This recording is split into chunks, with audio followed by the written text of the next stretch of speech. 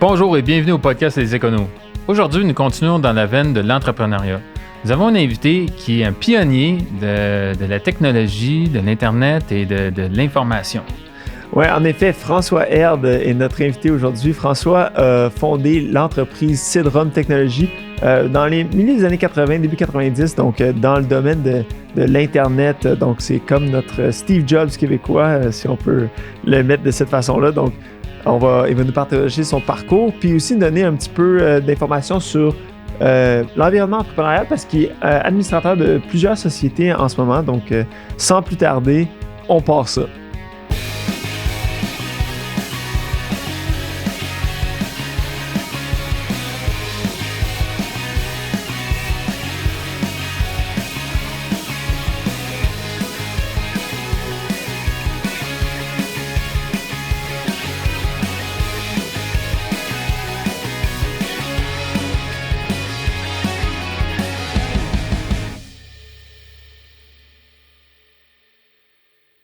Bonjour François, bienvenue sur le podcast Les Éconos. Merci.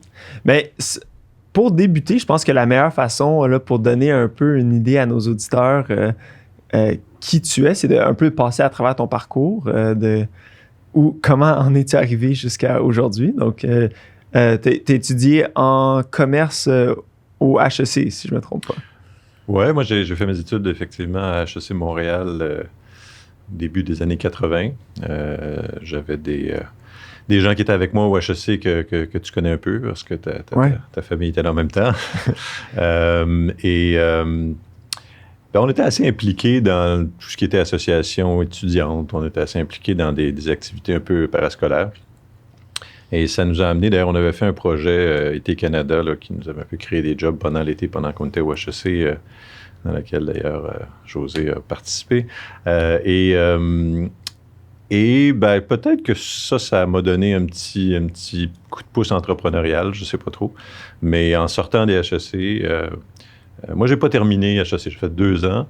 OK. Puis après 2 ans, j'ai un copain avec qui on faisait beaucoup de trucs en informatique. On avait fait des simulations boursières au HEC, des choses comme ça. Puis Philippe, le copain en question, m'a dit moi, je ne suis pas sûr que j'ai le goût d'aller sur le marché du travail, travailler dans un grand cabinet. On était en 83, 84, le marché de l'emploi n'est pas super. Ouais. Semblant de récession. Oui, c'est ça. Fait que il m'a dit peut-être que je ferais de la consultation un peu en informatique. Puis on était plus autodidacte en informatique les deux, mais on se débrouillait. La micro-informatique commençait. Là, ça ne me rajeunit pas quand je dis des choses comme ça, mais c'est la réalité. Là, le PC venait d'arriver sur le marché. Le Apple II était encore la machine la plus puissante du marché, ce qui dit beaucoup sur l'état. Ça a changé pas mal. Oui, c'est ça. Mais donc, on a commencé à faire un petit peu de consultation pendant l'été. Puis finalement, les choses ont déboulé. On s'est mis à embaucher du monde. On a eu des projets, des clients. Puis la première chose que j'ai su, c'est que mon retour aux études, je l'ai repoussé. Puis finalement, j'ai jamais terminé le bac en commerce ou en administration des affaires au HEC. Même s'il y a beaucoup des choses que j'avais apprises là, qui ont été utiles, mais on s'est lancé en affaires comme ça, là, un peu de façon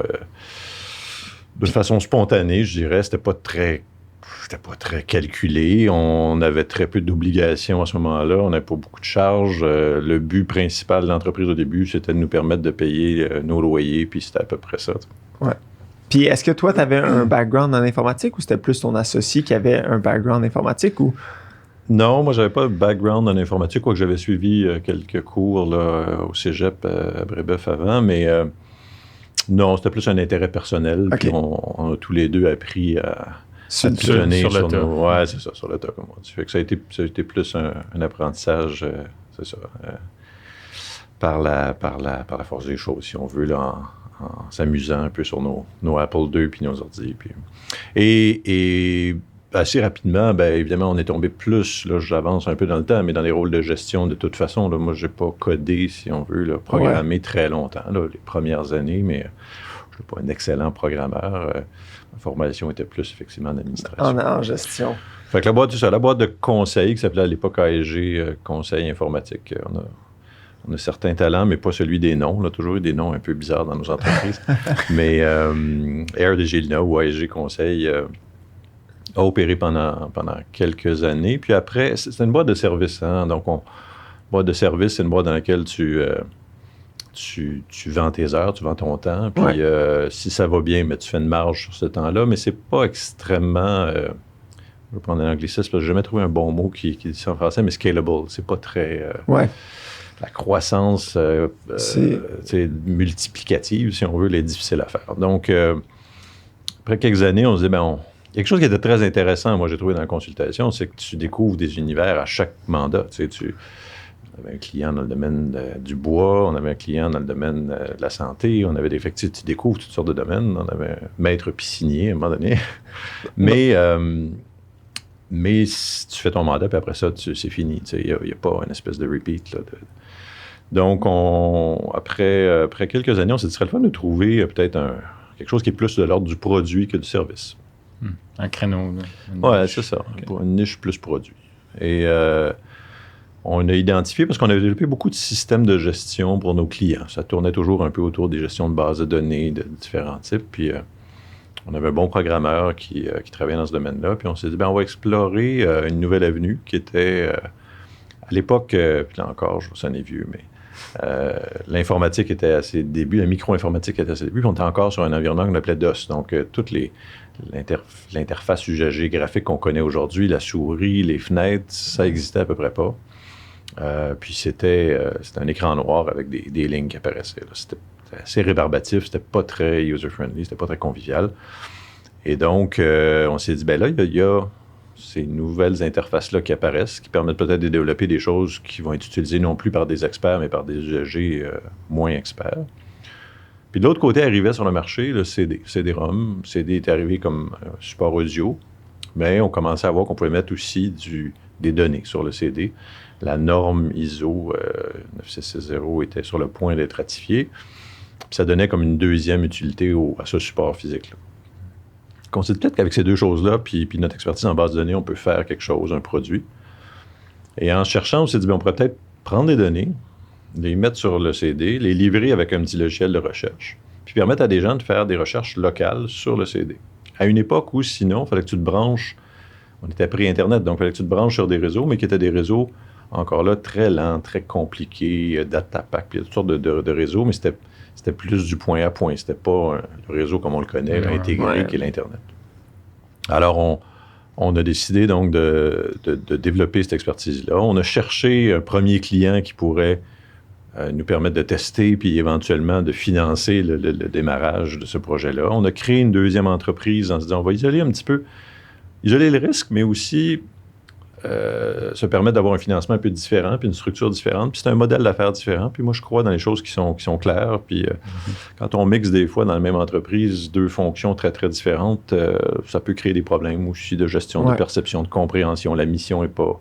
Tout le monde ne se rallie pas autour de la même mission. Donc, on a préféré séparer. On a fait une autre entreprise. On est allé chercher un peu de ce qu'on appelle souvent du love money, de l'argent un peu de la famille, des gens proches. Et avec ce petit capital-là, on a démarré cette deuxième boîte-là, qui au début s'appelait CD-ROM Technologies. Et CD-ROM avait la mission, c'est ça, donc de prendre des bases de données, de les mettre sur des CD, puis de les diffuser. Les trois premiers projets qu'on avait regardés, il y en avait un dans le domaine plus multimédia, avec le Bureau du cinéma de Montréal, qui voulait faire un CD de promotion de Montréal comme ville touristique à l'international. La technologie était peut-être pas assez avancé à ce moment-là. Les ordinateurs étaient peut-être pas assez puissants pour jouer la vidéo qu'ils voulaient mettre là-dessus, tout ça. Donc, celui-là n'a pas marché.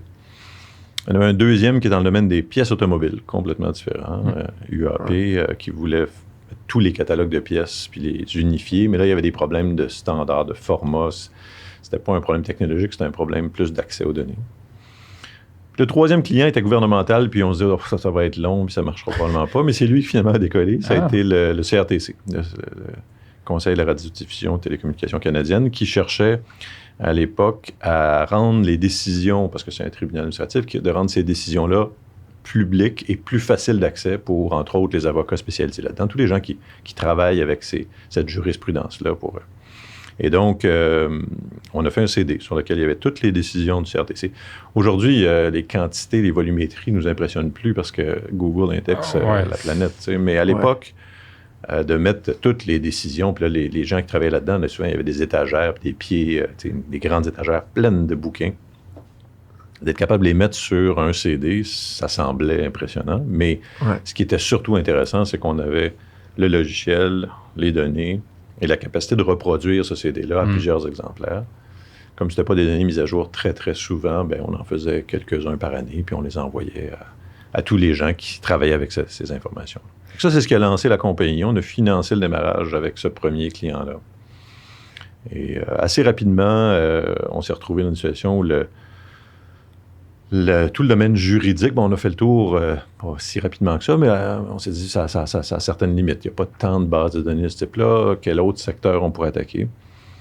Et assez naturellement, à l'époque, dans les bases de données dites textuelles, il y avait l'univers des journaux, des médias, tout ce qui était souvent sur microfiches, microfilms, puis où les gens faisaient des recherches encore là, compliquées, complexes. Ça prenait du temps, c'était pas très convivial non plus. Puis on s'est dit, si on arrivait à mettre tous ces contenus de médias d'actualité-là sur un CD, ça serait intéressant. Fait que c'est ce qu'on a fait dans un deuxième temps, ça a été comme notre deuxième créneau. Là, il y avait la problématique de la mise à jour, parce que... Oui, il y a des nouveaux articles à tous les jours. Quotidien, c'est à tous les jours. Par contre, à l'époque, l'alternative, c'était soit des microfilms, microfiches mises à jour quelques fois par année avec souvent 6 mois, 8 mois de retard, ou certaines bases de données en ligne de façon encore là peu accessible, qui étaient mises à jour aussi avec beaucoup de retard. Donc, on s'est dit, si on arrive à faire un CD mensuel, déjà on battrait ce qui est sur le marché. Puis, alors, c'est ce qu'on a fait. On a commencé avec juste la presse, puis assez rapidement, on a élargi à une demi-douzaine de titres, là, de voir je sais qu'il y avait l'actualité, les journaux. Puis est-ce que ça, c'est des clients qui vous payaient pour aller numériser ces choses-là, ou c'était juste de votre propre initiative? C'est une question intéressante parce que ça nous amène dans le fond, au modèle d'affaires de la compagnie qui a changé. Au départ, on pensait vendre effectivement la technologie au journal ou au CRTC ou au propriétaire du contenu, puis que lui s'occupe de faire ses CD puis de les distribuer. OK. Et ce qui est arrivé, c'est que beaucoup de ces gens-là nous disaient, écoutez, nous, on n'est pas dans la vente B2B un peu de contenu sur CD, etc. On vend des journaux, on est un tribunal administratif. C'est pas notre mission de vendre. Parce que la vente de CD, ça inclut aussi de les livrer, de les mettre dans des enveloppes, de les envoyer, alors de gérer les stocks. Fait que ils nous ont dit, dont la presse entre autres, écoutez, si vous voulez vous prendre ce contenu-là, puis vous le vendre, puis vous en occuper, puis juste nous en donner pour notre usage interne, nous, on vous laisserait commercialiser ça, comme on le fait dans le domaine des microfilms, où c'est un tiers qui s'en occupe. Puis, fait qu'on est devenu d'un éditeur de logiciels, tout d'un coup, on est devenu un éditeur de produits d'information, ce qui n'était pas nécessairement ce qu'on avait pensé au début. Ouais. Mais on s'est dit, pourquoi pas. Puis là, ben oui. Qui achetait ces CD-là? Alors, dans le cas des CD au début des journaux, là, de la presse et des autres, c'était beaucoup des bibliothèques, des centres de documentation. Dans un premier temps, ça a été ça notre clientèle. Avec les mises à jour un peu en retard, c'était surtout pour les archives. Donc, c'est des gens qui voulaient retrouver ce qui avait été dit 1 an, 2 ans avant. C'était souvent de l'archive courte, mais des fois, les gens pouvaient remonter très loin. Mais la question est intéressante parce qu'au même moment, l'Internet est arrivé. Et on s'est dit, il y a peut-être une occasion de changer encore une fois, un peu le modèle, puis de se diriger plus vers une mise à jour en ligne. Donc, on a fait un re-engineering de notre technologie pour la séparer, dans le fond, un bout serveur et un bout client. Et donc, les gens avaient une application chez eux qui, éventuellement, est devenue tout simplement un furteur Internet, comme ça se fait souvent. Mais au départ, on avait une application dédiée avec une portion qui était chez nous, qui était sur nos serveurs. Puis là, les gens accédaient par l'Internet. Alors là, ça nous a permis de faire une mise à jour quasi quotidienne au début. Puis assez rapidement, on a amélioré nos moyens de production pour être dans la minute même. Là. Aussitôt qu'un article était disponible, on le rendait accessible. Puis ça, on est en quelle année à ce moment-là? Alors là, on a mis en ligne de la base de données qui s'appelait Eureka en 96. Donc, en 96. On est pas mal au début quand même. Le premier café Internet venait d'ouvrir à Montréal. On a fait notre lancement là. OK, cool. On vendait des articles sur carte de crédit à la pièce. Quelqu'un pouvait acheter un article pour, je ne sais plus trop, là, 3 $, 7 $, je ne sais pas trop, à la fois. C'était pas ça qui était le modèle principal, c'était plus des abonnements annuels, mais il y avait quand même une possibilité de transactionnelle. On a probablement été dans les premiers sites transactionnels par carte de crédit sur Internet en 96. Wow. Mais ce n'était pas le cœur de notre activité, comme je disais, c'était plus des abonnements. Et voilà, donc encore une fois, on s'est un peu réinventé, on a changé un peu notre modèle, et tout d'un coup, ça nous a permis aussi d'aller vers une autre clientèle. Fait que je reviens à votre question sur la clientèle. Au début, c'était des bibliothécaires, mais là, tout d'un coup, on pouvait s'attaquer à des gens qui s'intéressaient à l'actualité immédiate. On a rajouté des fonctionnalités de surveillance qui nous permettaient de faire de l'alertage. Puis dans la minute qui suivait l'apparition d'un article qui contenait des mots-clés pertinents pour un de nos clients, on lui envoyait un petit rapport disant « Voici un ou plusieurs articles qui touchent le sujet X que tu surveilles. » Google, puis les gros engins de recherche apparaissaient, puis souvent on se faisait dire « Mais là, vous êtes morts, ces technologies-là vont venir complètement vous radier de la carte. » Mais en fait, pas vraiment, parce que faire une recherche sur Google, c'est très difficile de la faire de façon très pointue, très structurée. Ça donne des millions de résultats. Nous, on disait, on ne vous retourne pas tout, on vous retourne ce dont vous avez besoin. Puis recevoir 1 million de résultats, c'est comme en recevoir 0. Si vous êtes une entreprise puis vous voulez savoir ce qui se dit sur, je sais pas, vous êtes Hydro-Québec, vous voulez savoir ce qui se dit sur l'hydroélectricité ou sur les impacts environnementaux des barrages, il faut être capable d'aller nicher puis d'avoir des sources crédibles. Des sources crédibles, tout à fait. Et que ce qui est intéressant, pas le bruit qui est généré par... Puis là, on était pré-réseaux sociaux en plus. Là. Le bruit qui était quand même généré par toutes sortes d'autres sources de données. Fait que nous, on avait une structure à l'information, on découpait ça, puis on rajoutait de la valeur justement en disant ça, c'est l'auteur, ça, c'est le titre, ça, c'est... Et avec tous ces champs-là de recherche, on arrivait à faire un résultat beaucoup plus pointu. Et ça avait une valeur pour nos clients. Donc, c'était notre modèle. Alors, on vendait à des grandes institutions. Puis tout d'un coup, au secteur des communications, on n'était plus juste dans le secteur des bibliothèques, on était avec des gens qui étaient des relationnistes. Je ne sais pas moi, le service des relations publiques, je reviens avec Hydro-Québec, mettons, qui voulaient savoir si jamais on parlait de leur président, si jamais Hydro-Québec était dans les journaux pour les mauvaises raisons, bien, ils voulaient le savoir vite pour être capable de réagir. Fait que c'était comme une nouvelle clientèle, un nouveau modèle. Puis, j'imagine qu'avant, il fallait que tu lises tous les journaux, puis que, à moins que quelque chose te revienne. Oui, ces services-là faisaient souvent effectivement une revue de presse avant qui était semi-manuelle, là, en épluchant les journaux locaux, mais souvent la nouvelle, elle peut apparaître dans un petit quotidien régional que tu n'as pas, que tu ne reçois pas le matin même. Ça peut apparaître à l'international.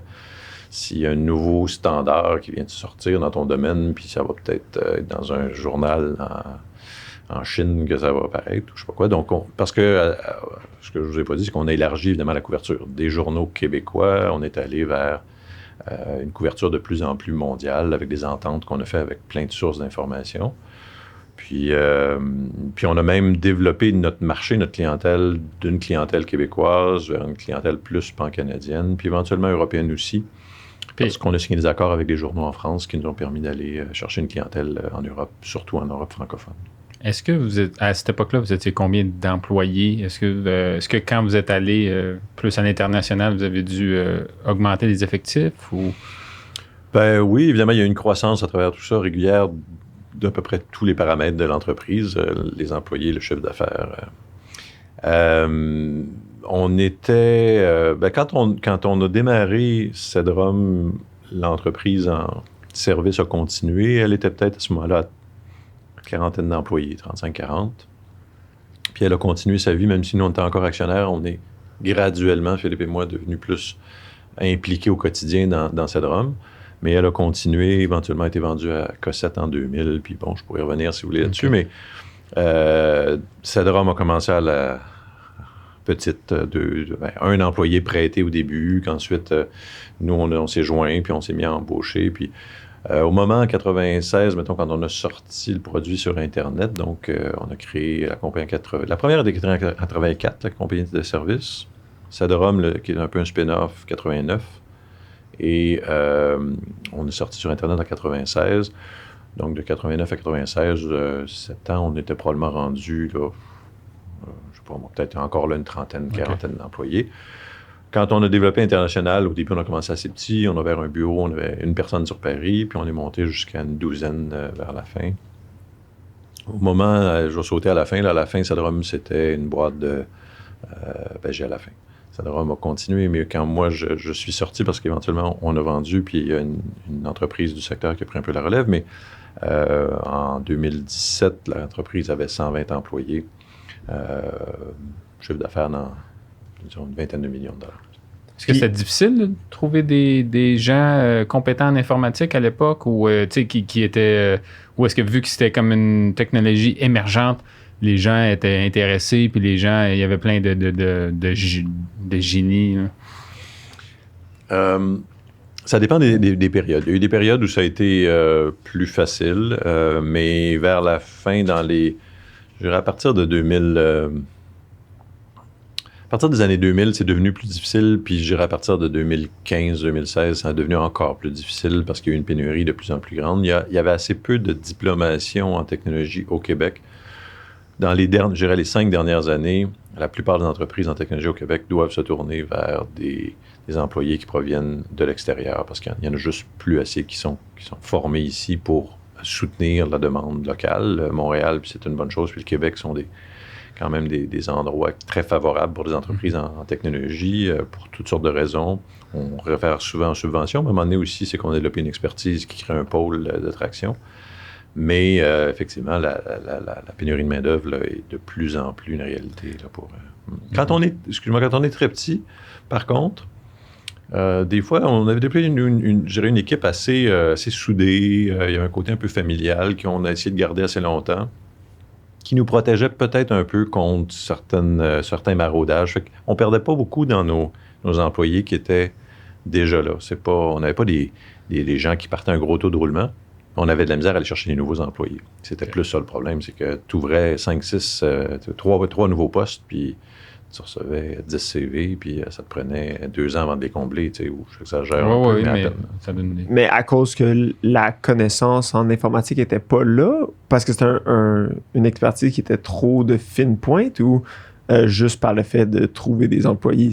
Non, c'est pas parce que chez nous, c'était particulièrement fine pointe. C'est sûr qu'on avait un peu d'exploration puis de projets qu'on faisait dans le domaine, par exemple, de l'intelligence artificielle. Bon, ça demande peut-être un niveau de plus, commence à avoir de plus en plus de gens formés, mais à l'époque, il y en avait moins.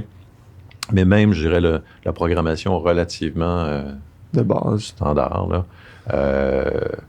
les ressources sont difficiles à trouver, de façon générale. Wow. Mais tu parlais un peu, là, j'imagine, les crédits d'impôt pour la recherche, c'est arrivé, j'imagine, pendant votre... Non, les crédits d'impôt étaient là... même avant? Oui, quand on a fondé CEDROM en 89, je pense que le programme était déjà en place, déjà en place. Wow. Il y a très peu changé. Je dirais que ce qui a changé des fois, c'est un programme qui a un côté subjectif, c'est-à-dire que il y a souvent dans les programmes, on s'attend, il faut cocher des cases, puis c'est une formule mathématique presque qui nous dit si on est admissible ou pas. Dans les crédits d'impôt, puis moi je trouve quelque chose d'intéressant là-dedans, mais le gouvernement a dit, écoutez, faites de la recherche, commettez-vous, prenez un risque. Et si vous l'avez fait, faites une demande a posteriori, pas avant, là, on ne vous donnera pas l'argent au début. Puis on va analyser votre dossier. Puis si on considère qu'effectivement, vous avez fait avancer la science, quelques critères, mais qui sont des critères un peu subjectifs. Oui, c'est général. C'est très... On va vous accorder le crédit d'impôt. Fait que c'est sûr que selon les périodes, puis l'état des coffres des gouvernements, des fois, ils serrent un peu la vis. Puis fait qu'il y a des cycles là-dedans. Tous les 2-3 ans, à un moment donné, hop, ils serrent un peu. Puis là, il y a des nouvelles interprétations qui font que les compagnies doivent se dire « Oh, attends un peu, faut... » Ou les compagnies deviennent un peu paresseuses, ne documentent pas assez leur processus, puis là, d'un coup, ils se font pincer, puis là, tout le monde se réajustait. Fait qu'il y a eu des hauts et des bas un peu dans la façon de gérer ce programme-là, ou en tout cas du côté des entreprises. Mais non, c'est un programme qui est assez généreux malgré tout, parce que c'est un concept assez large. Il faut faire avancer la science, il faut s'assurer qu'on apporte en quelque part une espèce d'innovation, de nouveauté, mais ça reste à ces niveaux. J'imagine que ça vous a aidé quand même pas mal, surtout dans les débuts, là, d'aller développer. C'est clair. En technologie, il y a beaucoup d'investissements à faire en produits en général, mais en technologie, au départ. C'est ça, au départ. Là, on est souvent pendant plusieurs années à développer un produit sans savoir exactement quand est-ce qu'on va pouvoir commencer vraiment à le commercialiser. Puis, donc oui, ça aurait probablement été très difficile, surtout que le financement a évolué, mais je dirais dans les années où on a créé ces compagnies-là, le financement était peut-être un peu plus difficile pour des petites entreprises. Il y avait plus de financement pour de la moyenne et grandes entreprises. Aujourd'hui, la start-up est un peu plus valorisée, mais à l'époque, c'était un peu plus difficile. Donc, ces crédits-là nous ont certainement beaucoup aidés. Ouais. Ah, c'est super, super intéressant. Puis moi, je trouve ça super intéressant parce que vous avez vécu aussi la bulle, la bulle informatique de toutes les... comment est-ce que... Puis tous ces buzzwords-là. Oui, ça, c'était-tu, vous, est-ce que vous étiez comment... C'est quoi cette niaiserie-là, Y2K? Y2K, ouais, Y2K. Y2K, ben, en fait, c'est parti de quelque chose qui était réel, qu'il y avait plein de vieux systèmes dans les organisations qui passaient pas un test très niaiseux, un test sur la date.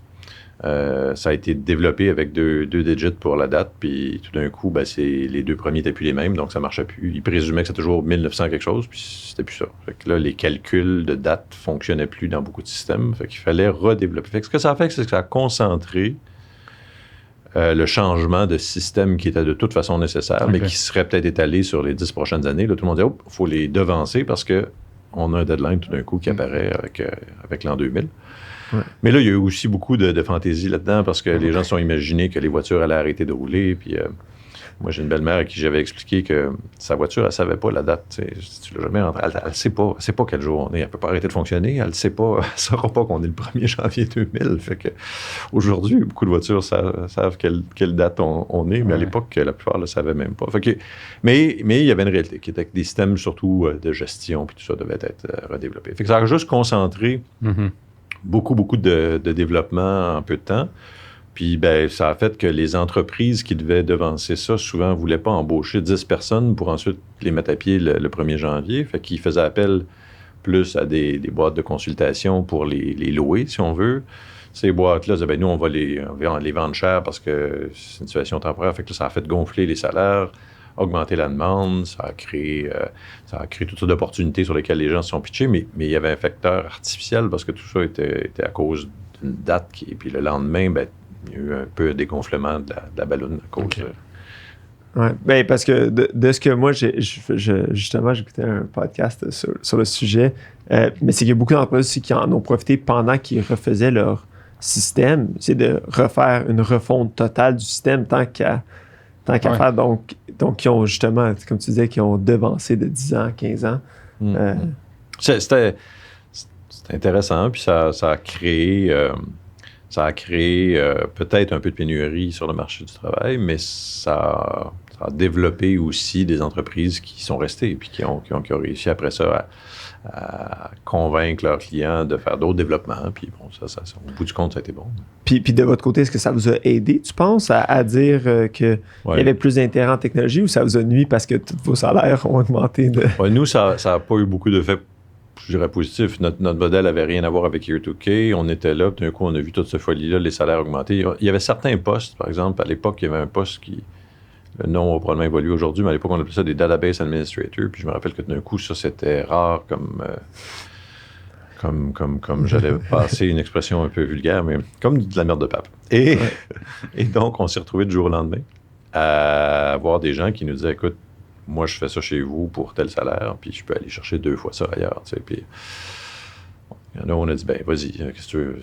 Moi, c'est pas parce que Year2K est là que je peux tout d'un coup considérer que tu vaux 2 fois plus que tous tes collègues qui, eux. Fait qu'on en a eu des cas où on a des gens qui sont partis à cause de ça.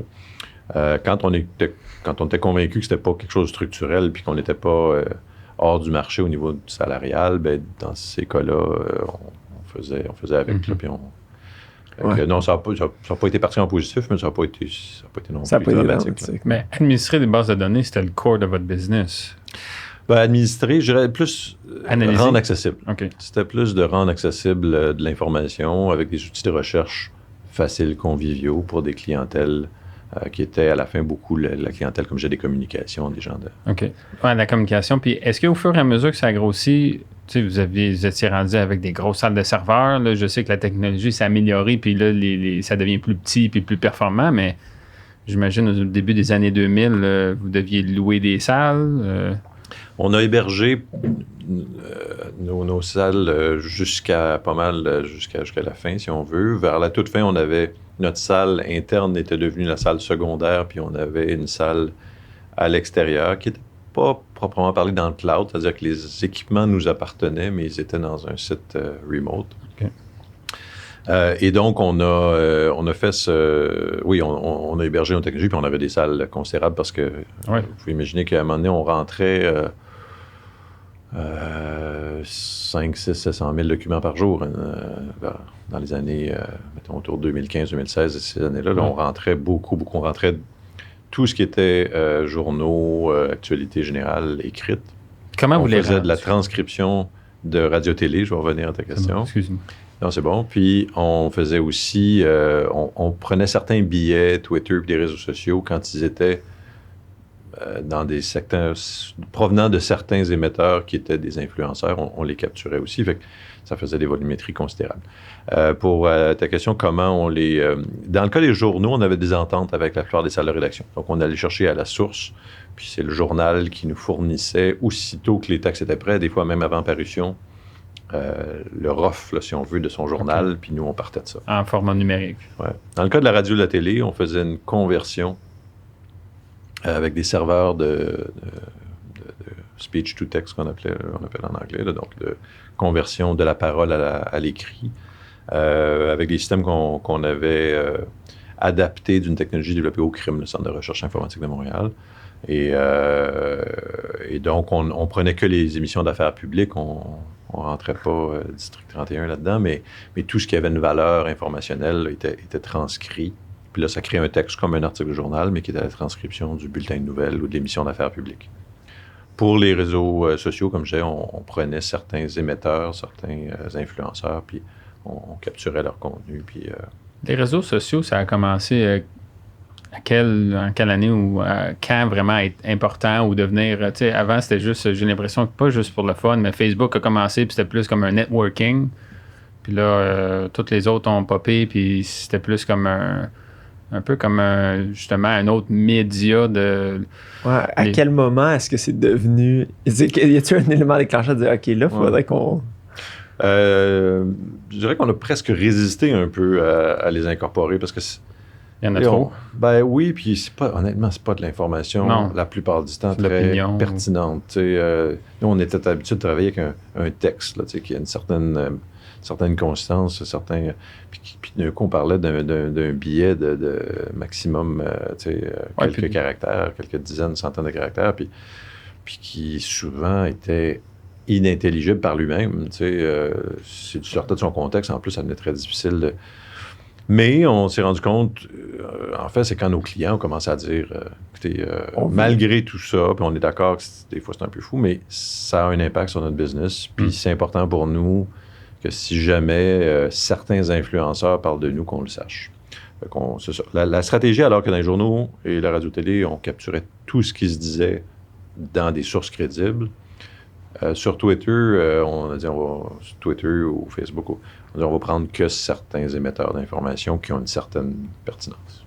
C'est vraiment selon le client. Il y a une grosse partie que c'est de s'asseoir avec le client et de dire, bon, qu'est-ce que vous voulez analyser, qui, quoi, comment, puis parce que j'imagine qu'ils peuvent venir avec un paquet de monde, un paquet de choses qu'ils veulent monitorer, puis qu'ils veulent checker, puis qu'ils veulent... En fait, il y avait une période où on aidait le client à mettre en place l'outil. L'espèce d'automate qu'on créait avec lui. Là, on disait, OK, c'est quoi tes sources qui sont pertinentes? Des fois, on en excluait parce que ça faisait juste du bruit pour lui. Fait qu'on avait un univers de contenu qui était défini. Puis dans cet univers de contenu-là, qui pouvait être l'ensemble du contenu ou un sous-ensemble, on trouvait des mots-clés. Puis on avait des bibliothécaires chez nous qui étaient des experts là-dedans, qui pouvaient travailler pendant plusieurs semaines au début, surtout, là, pour fine-tuner, pour ajuster la machine, pour qu'elle rende un résultat le plus pertinent possible, éliminer le bruit. Puis c'est un métier intéressant parce que c'est la balance entre le silence et le bruit. Tu serres trop la vis, tu mets tes critères trop précis, tu rates des affaires pertinentes. Tu relâches un peu, tu génères du bruit.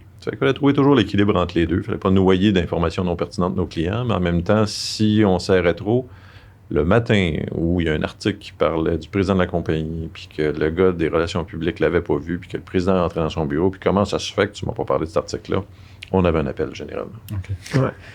Donc, votre clientèle était toujours la grande entreprise, institution, ce genre de trucs-là. Et tout ce qui était gouvernemental aussi. Les gouvernements sont des gens qui doivent évidemment se préoccuper de l'image publique, de l'opinion publique. Ouais. Donc, ministère, grande entreprise, moyenne entreprise un peu, assez peu la PME. PME sont à moins d'être dans un domaine très, très, très grand public. C'est plus rare que les petites entreprises vont investir dans des systèmes de veille informationnelle. C'était surtout, effectivement. Puis c'était par abonnement annuel. Donc, on avait une clientèle B2B. Puis le mot qui est devenu à la mode par la suite, le software as a service, c'est-à-dire que nous, dans le fond, nos technologies, à la fin, elles évoluaient, on les changeait dans nos serveurs, puis les gens étaient abonnés à la plateforme. Donc, c'était sur une plateforme qui était résidente chez nous, ce qui a beaucoup aidé à réduire nos coûts parce qu'on pouvait faire tout l'entretien localement dans nos serveurs chez nous. On n'avait pas à se déplacer, on n'avait pas à assumer toutes les problématiques locales chez le client de son réseau qui n'était pas aux normes et qui faisait que notre système marchait moins bien, comme on en a eu au début quand on installait des choses chez les clients. C'est super intéressant. Puis, fait que là, en fait, là, on arrive un peu au moment où est-ce que toi, tu te retires. Il y a eu une acquisition, là, comme tu disais, en 2017. Oui, en 2000, je dirais là, à partir de 2015-2016, ça, c'est des choix qu'on doit faire, mais comme propriétaire d'entreprise, comme actionnaire de l'entreprise et comme dirigeant de l'entreprise, je me disais, il y a quand même un certain nombre de menaces qui s'en viennent. Notre industrie qui est très nichée, c'était un peu consolidée. On a essayé d'être nous-mêmes un peu le consolidateur à certaines époques. On a essayé d'acheter certains concurrents pour nous être le consolidateur. Pour toutes sortes de raisons, ces stratégies-là n'ont pas fonctionné. Puis c'est un concurrent particulièrement agressif et peu respectueux des droits d'auteur, alors que nous, on avait choisi de payer aux journaux, à tout le monde, des droits d'auteur quand on utilisait leur contenu. Il y a des gens qui sont apparus dans l'industrie qui ont dit, nous, on constate que si un contenu est mis sur Internet, il y a du domaine public, personne n'a besoin de payer pour. Nous, on retournait à peu près 30% de nos revenus aux éditeurs, aux ayants droit. Là, d'un coup, il y a quelqu'un qui arrive, puis comme par hasard, il vend à peu près 30% de moins cher sur le marché. C'est pas sorcier, il n'y a pas à payer de droits d'auteur. Donc, on s'est retrouvé dans une situation où il y avait ce petit nuage-là, cette menace-là un peu. On n'avait pas réussi à consolider le marché. Les emplois étaient difficiles à combler quand on avait des gens qui quittaient. C'est un ensemble de ces facteurs-là qui ont fait qu'on s'est dit, il y a peut-être une fenêtre d'opportunité pour regarder est-ce qu'on ne s'allie pas à quelqu'un. On a regardé un peu les opportunités. Puis sans vous faire tout le processus, à un moment donné, on a un partenaire qui a dit, moi, je serais intéressé à faire l'acquisition de l'entreprise qui est dans le même secteur que nous, à la développer, à continuer à la faire évoluer. Et donc, qui a fait l'acquisition de l'entreprise. Wow. Donc, ça, c'était décembre 2017. Puis est-ce que tu es resté impliqué par la suite ou vraiment c'était... Il y a toutes sortes de stratégies d'acquisition. Il y en a qui veulent que les gens restent très longtemps. Il y en a qui aiment mieux, au contraire, être capable rapidement de mettre l'entreprise à leurs mains. Dans ce cas-là, pour mon boulot à moi, qui était de présider la compagnie, eux, ils avaient une structure extrêmement rodée. Et je pense vraiment que le meilleur choix dans ce cas-là, c'était effectivement que le président quitte. Fait que je suis resté là, à peu près 6 mois pour accompagner la transition. Puis après ça, ça dépend un peu évidemment des fonctions dans l'entreprise. À court terme, la plupart des autres personnes sont restées pendant un certain temps. Puis là, je regarde tout ton CV, puis je vois que tu n'es pas resté à la retraite ou ton retrait a été... très court. Ça, c'était des choix personnels. Moi, j'avais fait à ce moment-là presque de 84 à 2017, je n'ai pas fait le calcul, mais une trentaine d'années et plus, dans lesquelles il n'y avait pas eu beaucoup de pauses, pas beaucoup de moments où j'étais très en contrôle, j'avais beaucoup de temps de recul. Ça s'est toujours enchaîné, un projet, un autre, les compagnies. Il y en a une troisième qu'on a créée, je n'en ai pas parlé, mais un spin-off aussi qu'on a fait en 99, plus technologique. Ce qui fait que les choses se sont toujours enchaînées de façon extrêmement rapide. Puis je sentais, moi, personnellement, le besoin de prendre un petit pas de recul, de me donner le choix de ce que j'avais le goût de faire, de ne pas être à la fin, sans que ça soit énorme. C'est une structure qui était assez grosse, qui faisait que mon agenda, il était booké... toute la journée et plus. Plusieurs semaines à l'avance. Fait que le matin, j'ouvrais mon téléphone, je disais, OK, ça va être ça ma journée. Là, c'était déjà déterminé, c'était un roulement continu. Ça, j'avais le moins le goût de ça. J'avais le goût de choisir un peu plus. Mais ce qui fait qu'aujourd'hui, je fais de l'accompagnement d'entrepreneurs. Ce que je faisais un peu, d'ailleurs, dans toutes ces années d'entrepreneuriat-là, j'ai toujours eu souvent, tu as des gens que je connaissais, là, des amis ou des amis d'amis qui venaient me voir et qui me disaient, écoute, je pars quelque chose, est-ce que tu t'accepterais de m'accompagner un peu là-dedans? Puis de façon assez informelle, j'en ai fait pas mal toute ma carrière, à partir du moment où j'ai eu un peu d'expérience, disons. Ouais. Et donc là, j'en ai fait un petit peu plus. Il y a un groupe rattaché à Concordia qui s'appelle Mentor Connect, qui est un groupe de mentorat dans lequel je me suis impliqué. Fait que quelques entreprises que j'ai accompagnées dans ce cadre de ce groupe-là. Il y avait avant ça l'AQT, l'Association québécoise de technologie, dans laquelle j'ai été impliqué là, au conseil pendant ma carrière professionnelle, qui avait aussi certaines activités d'accompagnement, coaching, appelez ça comme vous voulez. J'en ai fait aussi à travers ça. Puis il y en a d'autres que j'ai faites de façon moins de l'accompagnement, mais des conseils d'administration, puis des trucs un petit peu plus structurés. Fait qu'aujourd'hui, je dirais qu'une bonne partie de mon temps passe à ça, là, entre quelque part là, dans l'éventail du mentorat jusqu'au conseil administrateur de société, de compagnie. Et puis j'ai d'autres intérêts aussi qui n'ont plus rien à voir avec la technologie, le domaine de la construction, des projets de développement immobilier, toutes sortes de choses. Ça, c'est comme un autre volet. Puis des projets aussi plus personnels. Avec ma conjointe, là, on s'était toujours dit que si on arrivait à avoir un peu plus de temps on voudrait voyager. On est parti 3 mois et demi en Asie. On s'est permis La COVID a un petit peu ralenti ça. Ouais, c'est pas le meilleur temps pour voyager, ouais. Mais sinon, on s'est permis de voyager. On s'est permis aussi de prendre du temps pour nous. Super. Puis qu'est-ce qui est la différence, dans le fond, peut-être pour expliquer aux gens, entre être un administrateur de société ou être un dirigeant comme tu l'étais chez Cedrom? Fait un conseil d'administration, c'est une drôle de bébite. Hein? C'est un groupe d'individus. La plupart du temps, à part dans les toutes petites compagnies où souvent au départ, le président puis ses associés puis le conseil d'administration puis les actionnaires, c'était toute la même chose. Là. Mais dès que les entreprises commencent à avoir un petit peu plus de taille et à grossir un peu, les conseils d'administration sont souvent composés de gens qui ne connaissent pas tant que ça le quotidien. Donc, ils vont se pencher 3-4 fois par année sur une entreprise, qui vont se faire présenter des choses, puis qui, sur la base d'assez peu d'informations, vont devoir essayer de se faire une tête sur la santé de l'entreprise, puis, en dernier recours, qui ont le pouvoir de prendre des décisions qui peuvent avoir des impacts importants, qui peuvent aller jusqu'à éventuellement un redressement ou de virer le président ou de bloquer un projet d'investissement ou au contraire d'autoriser. Donc, c'est une drôle de fonction. Ça demande une certaine rigueur. Il faut être capable de...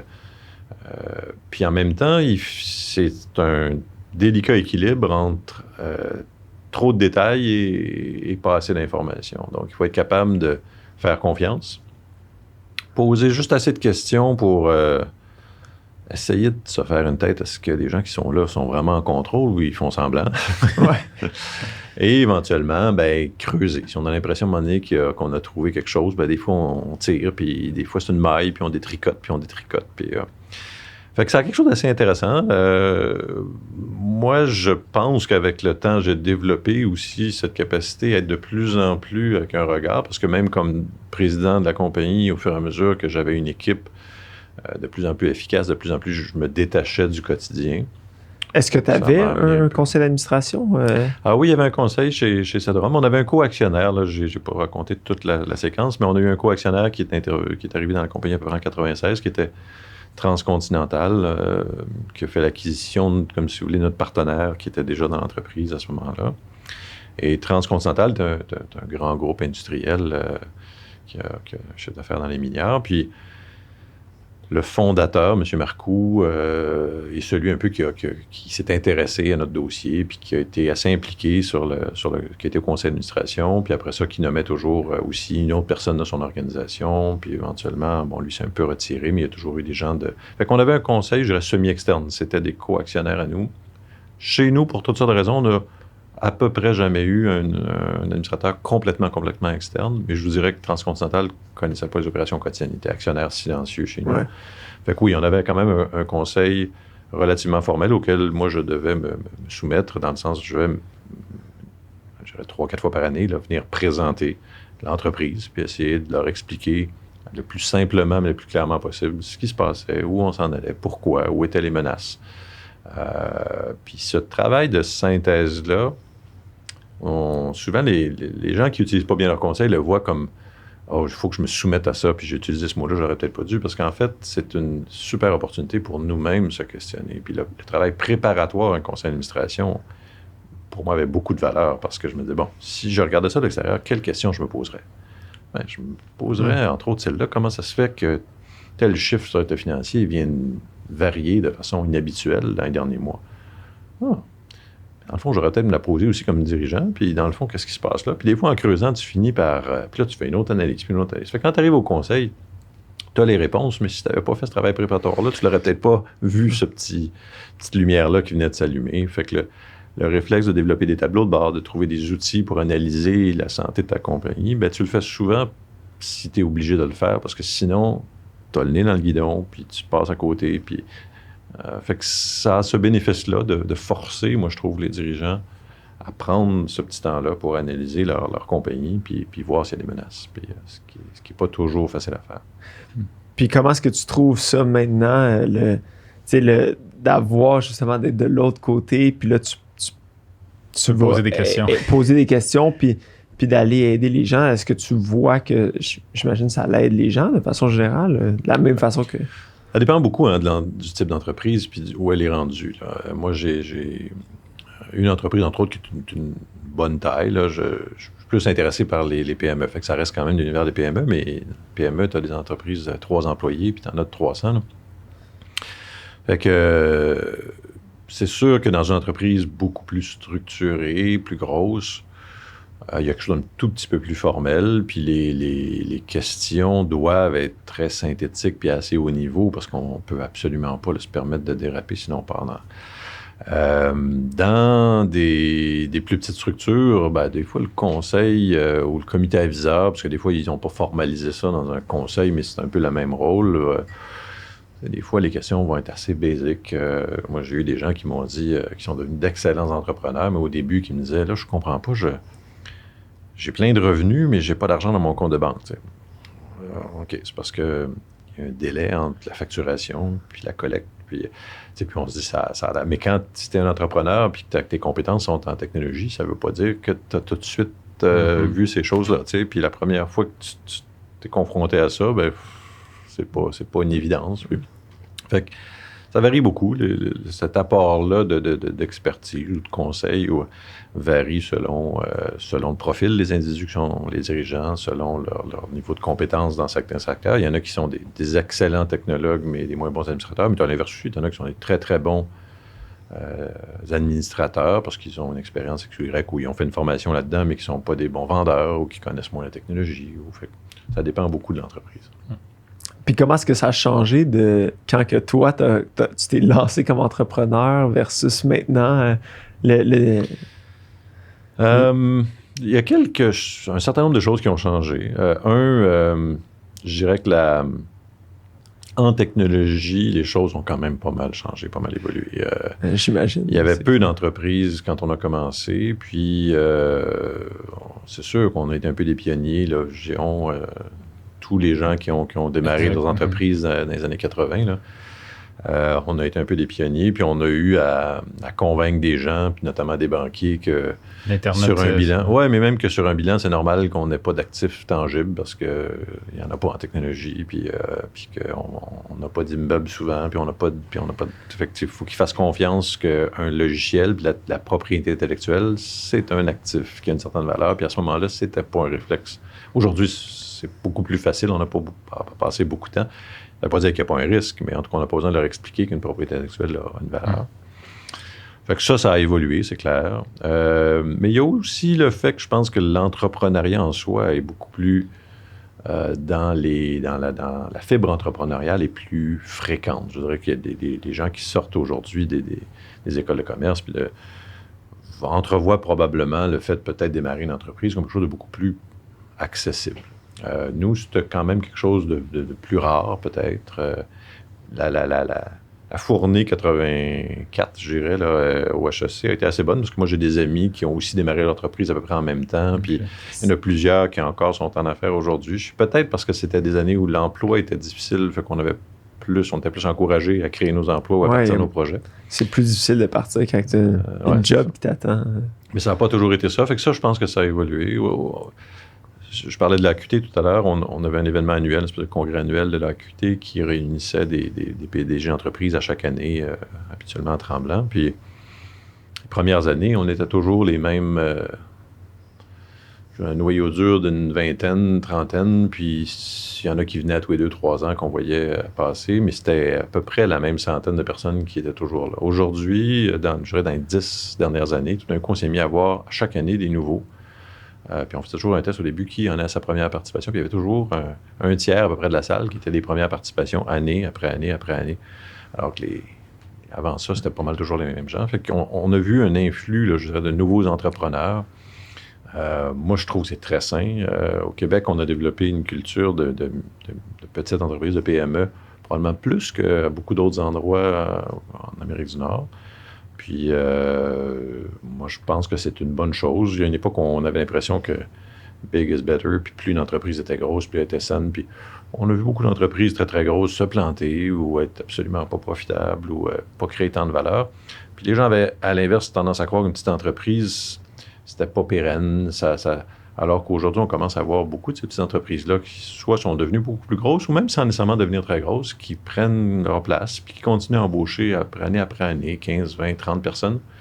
Puis quand on a 3, 4, 500 de ces entreprises-là, à la fin, ça commence à faire une quantité d'emplois avec un peu moins de risques qu'à un moment donné, elles ferment tout en même temps. En diversifiant, on a...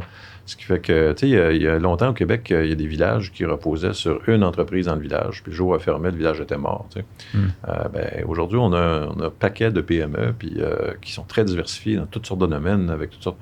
Moi, je trouve que c'est très simple, puis c'est un beau modèle. Puis en technologie, c'est assez favorable. Moi, j'avais une question par rapport à...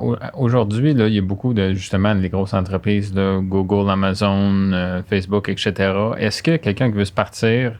c'est plus difficile à cause de ces grosses entreprises-là? Quelqu'un qui voudrait partir une compagnie en information, en technologie, est-ce qu'il faut qu'ils compétitionnent avec ceux-là? Tu sais, je veux dire, c'est beaucoup du trafic Internet, c'est beaucoup de... Tout le monde a le réflexe de OK, Google, etc. Mais c'est quoi l'opportunité pour ces gens-là ou le défi? C'est sûr que ce que Google et ces très grands-là ont montré comme modèle de business, c'est un modèle qui est pas accessible à beaucoup. C'est-à-dire que c'est un modèle d'une très, très haute scalability. Tu prends quelque chose d'assez simple et tu le pousses à un niveau mondial, planétaire,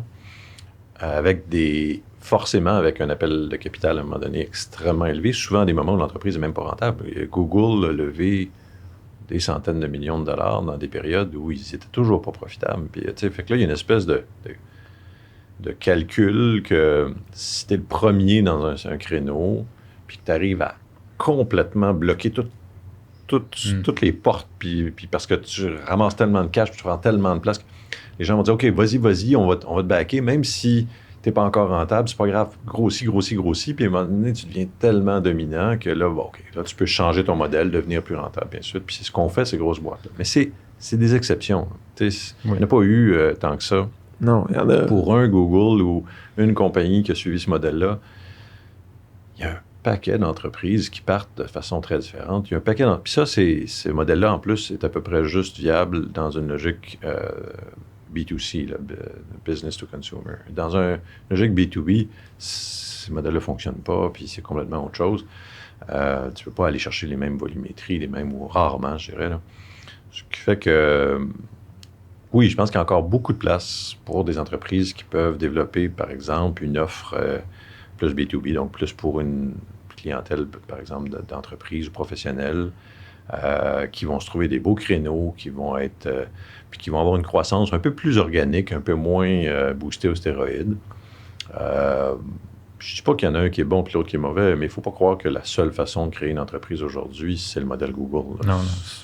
Est-ce que la tendance est toujours à la consolidation ou peut-être, comme tu disais, un peu moins pour tout ce qui est B2B, tout ce qui est B2C? Ouais, la consolidation, c'est un cycle dans chaque industrie. Il y a un moment où...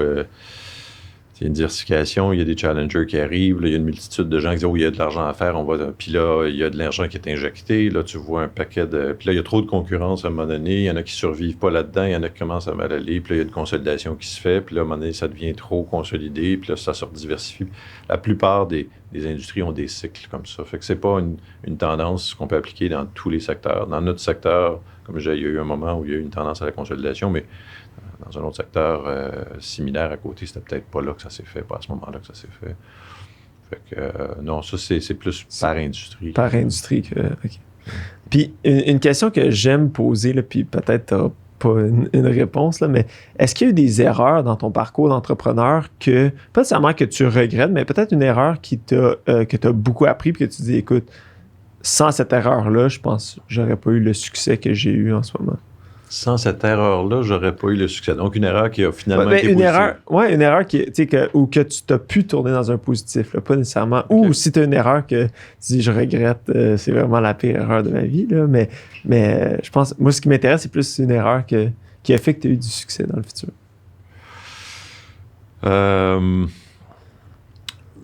J'en vois pas une qui a été, proprement parlé, une erreur qu'on a fini par réussir à tourner mais je dirais qu'on a fait des choses, nous autres, qui étaient souvent... ou un risque. Qui était un peu le contraire de ce que les livres disaient. Là, par exemple, souvent, les gens vont dire hey, « embauchez pas des amis. » La business et les amitiés, c'est séparé. Moi, j'ai cofondé à peu près tous mes projets et mes entreprises avec des amis. Est-ce que tu attribues ça à la chance ou est-ce que tu as une certaine... Un encadrement. Non, c'est parce que je suis un bon gars, fondamentalement. C'est exactement. Non, non. L'autre chose que j'ai faite souvent, c'est que j'ai fait beaucoup des projets, même avec Transcontinental, on était 50-50. Puis souvent, les gens disaient, faites pas ça, 50. Il faut qu'il y en ait un qui tranche en cas de... Moi, je l'ai vu un peu de l'autre manière. Je me disais, 50-50, tu es obligé de t'entendre. Fait que... force les choses. Quand ça va mal, là, on sortira le contrat, mais a priori, on est moitié-moitié. Fait qu'il faut qu'on prenne tout à l'unanimité. Puis... Fait qu'après, c'est une question de personnalité, tu sais. Moi, travailler avec des gens en qui j'ai confiance, c'est une valeur fondamentale. Je serais incapable de travailler j'ai pas un leadership, je pense, très directif où j'impose mes idées, peu importe. J'aime que les gens se rallient parce qu'ils ont le goût, parce qu'ils croient dans le projet, parce que, quelque part, peut-être parce que j'ai le goût d'être aimé par mes pairs, mais c'est mon modèle. Tu sais, j'aime rallier des gens, puis j'aime quand on arrive à prendre une décision. J'ai toujours l'impression qu'avec par exemple, l'équipe chez Sedrum, je disais, on a autour de la table ici, là, dans notre industrie, les gens les plus compétents. Là. Si on arrive à prendre une décision collective puis qui tient compte de ce qu'on peut tout apporter, on va prendre la meilleure décision, c'est sûr. S'il y en a un qui prend le pavé puis qui essaie d'imposer ses idées sans tenir compte des autres, on ne prendra peut-être pas la meilleure décision. Mais si on arrive à mixer tout ça correctement, là, il n'y a personne qui va être capable de prendre une meilleure décision. Fait que ça, c'est une question de style, justement, de leadership. Fait que non, j'ai pas fait, je pense, des erreurs, mais j'ai fait des choses peut-être atypiques qui ont fonctionné dans notre cas, puis qui m'ont bien servi, même si je me suis souvent fait dire par des gens, fais attention, ça, c'est peut-être pas la bonne chose à faire. Puis, est-ce que tu as des plans pour le futur? Est-ce que tu as encore, parce que t'es entrepreneur pour la vie, est-ce que tu as des plans que tu veux te lancer ou, comme tu dis un peu, tu te tournes vers d'autres projets plus immobilier, voyager? En ce moment, j'ai besoin de quelque chose de peut-être plus tangible. Là, c'est très personnel, là, mais la techno m'a nourri intellectuellement puis a amené du pain sur la table pendant des années, mais il y a quelque chose de très abstrait, de très intangible dans tout ça qui faisait que le concret, le brick and mortar me manquait un peu. Fait que oui, en ce moment, j'essaie de mixer un peu les deux, d'aller à la fois utiliser cette expertise-là que j'ai bâti pendant des années en redonnant peut-être un peu à la collectivité à travers des activités plus de type conseil et ainsi de suite. Puis sinon, mes intérêts personnels en ce moment sont mes habiletés d'entrepreneur. Je vais probablement les appliquer dans quelque chose qui est complètement ailleurs, qui est complètement dans un autre créneau. Ça, c'est un choix personnel. Est-ce que dans 2-3 ans, vous allez me voir et vous allez dire, hey, finalement, tu as reparti quelque chose en technologie? Je ne penserais pas, mais on ne sait jamais. On ne peut jamais dire jamais. Ben écoute, c'était super de te parler, François. On va sûrement rester en contact, puis on va pouvoir prendre de tes nouvelles, puis de voir un peu aussi. On touche toujours à l'entrepreneuriat avec le podcast. Donc, c'est une belle initiative. Là, je veux dire bravo. Là, c'est le fun de voir des gens qui s'intéressent à l'entrepreneuriat puis qui ont le goût d'en parler puis de le rendre plus accessible. Moi, la question tantôt était est-ce que ça a changé? Bien, une initiative comme celle-ci aujourd'hui, je ne suis pas sûr à quel point elle aurait été aussi spontanée il y a 20 ans ou 30 ans. L'entrepreneuriat est beaucoup plus accessible, mais il faut aussi en parler, il faut aussi faire des initiatives comme celle-là pour que ça se sache. Puis, félicitations. Merci d'avoir partagé ton expérience, ton parcours, puis j'espère que ça va motiver, inspirer les d'autres. C'est très inspirant, très intéressant. Je pense que nos auditeurs vont vraiment apprécier. Moi, j'ai apprécié en tout cas. Merci, messieurs. Merci. Bonne fin de journée.